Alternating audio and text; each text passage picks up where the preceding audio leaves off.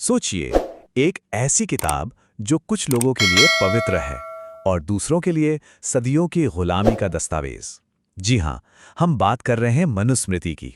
और आज हम सिर्फ इस ग्रंथ को नहीं, बल्कि इसके सबसे बड़े आलोचक डॉक्टर बी.आर. अम्बेडकर के साथ इसके टकराव को समझने की कोशिश करेंगे। तो इस चर्चा में हम क्या-क्या देखने वाले हैं? सबसे पहले तो यही जानेंगे कि भाई ये मनुस्मृति आखिर है क्या चीज। फिर इसके अंदर के जो कठोर नियम हैं उन पर नजर डालेंगे।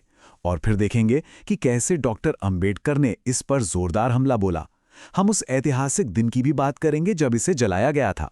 और हाँ, सबसे जरूरी कि आज के भारत के लिए इसका क्या मतलब है। तो चलिए शुरू करते हैं सबसे पहले सवाल से। आखिर ये मनुस्मृति है क्या? क्या ये बस एक पुरानी लॉ बुक है या फिर इसका मकसद कुछ और ही था? आइए जरा गहराई से समझते हैं। अच्छा, तो मनुस्मृति अकेली नहीं थी, ये कई स्मृति ग्रंथों में से एक थी। स्मृति का मतलब है वो जिसे याद रखा गया हो। मतलब ये वो ज्ञान था जो पीढ़ी दर पीढ़ी सुनाया जाता था। आप कह सकते हैं कि ये ग्रंथ उस समय के समाज के लिए एक तरह की गाइड बुक या ब्लूप्रिंट थे। मतलब एक इंसान को क्या करना चाहिए, राजा को राज कैसे चलाना है, सब कुछ। लेकिन कहानी में एक बहुत बड़ा ट्विस्ट आता है, ब्रिटिश राज के साथ। देखिए, सदियों तक तो ये कई ग्रंथों में से एक थी, पर अंग्रेजों ने आकर इसे उठाया और इसे द हिंदू लॉ कोड बना दिया। मतलब उन्होंने इसे एक ऐसी कानूनी ताकत दे दी जो शायद पहले इसके पास थी ही नहीं। और बस इसी एक कदम ने इसका पूरा मतलब और असर सब कुछ बदल कर रख दिया। चलिए अब आते हैं मुद्दे की बात पर, वो चीज जो मनुस्मृति से जुड़े हर विवाद के केंद्र में है, और वो है वर्ण व्यवस्था। तो इस व्यवस्था में समाज को 4 हिस्सों में बांटा गया था। हर किसी का काम और उसका दर्जा पहले से तय था। सबसे ऊपर थे ब्राह्मण, जिनका काम था पढ़ना पढ़ाना। फिर क्षत्रिय यानी राजा और योद्धा, और फिर वैश्य जो व्यापार और खेतीबाड़ी देखते थे। इन तीनों को द्विज कहा जाता था, मतलब जिनका दूसरा जन्म हुआ हो और जिन्हें पढ़ने लिखने और यज्ञ करने का अधिकार था। और फिर चौथा वर्ण था शूद्र, जिनका काम इन तीनों वर्णों की सेवा करना बताया गया। उन्हें एक जाति कहा गया। और देखिए, यही सबसे जरूरी बात है समझने वाली।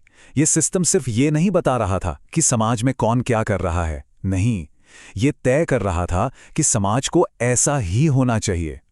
मतलब इसने जन्म से होने वाले भेदभाव को धर्म और कानून का चोला पहना दिया, और इससे ये पूरी व्यवस्था और भी ज्यादा पक्की और कठोर हो गई। अब एक दिलचस्प बात देखिए, इसी किताब में आपको ऐसे श्लोक भी मिलेंगे जिनकी तारीफ आज भी होती है, जैसे ये वाला, यत्र नार्यस्तु पूज्यन्ते रमन्ते तत्र देवताः। मतलब जहां नारी की पूजा होती है वहां देवता बसते हैं। सुनने में कितना अच्छा और कितना प्रोग्रेसिव लगता है ना? लेकिन तस्वीर का दूसरा पहलू भी है। इसी किताब में यह भी लिखा है कि एक औरत को बचपन में पिता के, जवानी में पति के और बुढ़ापे में बेटे के अधीन रहना चाहिए। वो कभी आजाद नहीं हो सकती। तो एक तरफ सम्मान की बात और दूसरी तरफ पूरी तरह निर्भरता। ये जो गहरा विरोधाभास है ना, यही आगे चलकर समाज सुधारकों के लिए एक बहुत बड़ा मुद्दा बन गया। और बस इसी वैचारिक जमीन पर 20वीं सदी में एंट्री होती है डॉक्टर बी.आर. अम्बेडकर की, और उन्होंने एक ऐसी चुनौती पेश की जिसने भारतीय समाज की जड़ों को हिलाकर रख दिया। देखिए, डॉक्टर अम्बेडकर के लिए मनुस्मृति कोई मामूली पुरानी किताब नहीं थी। उनका सीधा और साफ तर्क था कि यही वो किताब है जो भारत में सामाजिक दमन का वैचारिक आधार है। एक ऐसा ग्रंथ जिसने ऊंच नीच और भेदभाव को धर्म और कानून का नाम देकर जायज ठहरा दिया। उनकी आलोचना किसी एक चीज को लेकर नहीं थी। उन्होंने कहा कि इसने वर्ण व्यवस्था को एक जालिम जाति व्यवस्था बना दिया। इसने शूद्रों से शिक्षा का हक छीन लिया। इसने छुआछूत जैसी प्रथा को सही ठहराया। इसने महिलाओं की आजादी पर पहरे लगा दिए। पर सबसे बढ़कर आम्बेडकर का कहना था कि इसने लोगों के दिमाग में ही गुलामी और हीनता की भावना भर दी। तो ये हमला सिर्फ नियमों पर नहीं था, ये पूरी की पूरी सोच पर हमला था। और ये जो वैचारिक लड़ाई थी, इसका क्लाइमैक्स एक बहुत ही नाटकीय और ऐतिहासिक घटना के रूप में सामने आया। ये तारीख थी 25 दिसंबर 1927। इस दिन कुछ ऐसा हुआ जो हमेशा के लिए इतिहास में दर्ज हो गया। डॉक्टर अंबेडकर ने सबके सामने मनुस्मृति की एक कॉपी जला दी। अब यह समझना जरूरी है कि यह सिर्फ एक किताब को आग लगाना नहीं था। नहीं, ये एक प्रतीक था। यह सदियों से चली आ रही सामाजिक गुलामी की जंजीरों को तोड़ने का एक जोरदार ऐलान था। यह उन सारे दमनकारी विचारों को खुलेआम नकारना था जिनका प्रतीक मनुस्मृति बन चुकी थी। तो सवाल उठता है कि उस घटना के लगभग 100 साल बाद आज आज मनुस्मृति कहाँ खड़ी है? सबसे पहले तो एक बात बिल्कुल साफ कर लेते हैं। आज के भारत में मनुस्मृति की कोई कानूनी हैसियत नहीं है, जीरो।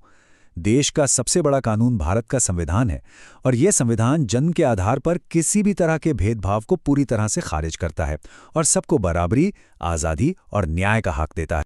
लेकिन कानूनी तौर पर भले ही ये लागू न हो, समाज में इसको लेकर बहस आज भी जिंदा है। और यहाँ दो अलग अलग पक्ष साफ दिखते हैं। एक तरफ सामाजिक न्याय के लिए काम करने वाले लोग इसे जाति और लिंग के आधार पर होने वाले भेदभाव का सबसे बड़ा ऐतिहासिक कारण मानते हैं। वहीं दूसरी तरफ कुछ ऐसे समूह भी हैं जो इसे इसकी नैतिक शिक्षाओं के लिए पूछते हैं। उनका तर्क है कि जो भी विवादित बातें हैं वो सब बाद में जोड़ी गई हैं। तो देखिए, एक ही किताब पर नजरिए कितने अलग। तो आखिर में सवाल ये नहीं रह जाता कि मनुस्मृति अच्छी है या बुरी। असली सवाल ये है कि आज का समाज अपने इतिहास के ऐसे मुश्किल हिस्सों के साथ क्या करें। क्या इन्हें एक ऐतिहासिक दस्तावेज की तरह पढ़ा और समझा जाना चाहिए ताकि पुरानी गलतियां ना दोहराई जाएं, या फिर इन्हें सामाजिक दमन का प्रतीक मानकर पूरी तरह खारिज कर देना चाहिए?